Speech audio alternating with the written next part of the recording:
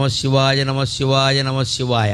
రాత్రి పడుకున్నా సరే నిద్ర పట్టకపోతే నమశివాయ. లేచి మొహం కడుక్కుంటూ ఉంటే నమశివాయ. అన్నం తింటుంటే నమశివాయ. ఎవరన్నా కనపడితే పలకరింపు కూడా నమశివాయ. మీరు ఫోన్ ఎత్తి మాట్లాడవలసి వస్తే నమశివాయ.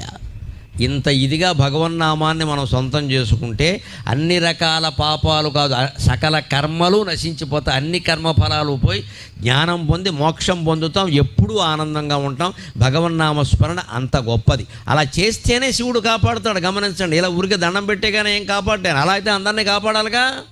మనం చెయ్యాలి, ప్రార్థన చేయాలి ఖచ్చితంగా. అది ఆర్తితో జరగాలి, కన్నీళ్లు రావాలి ఖచ్చితంగా. ఆ కన్నీళ్లతోనే భగవంతుడి పాదాలు గడగాలి.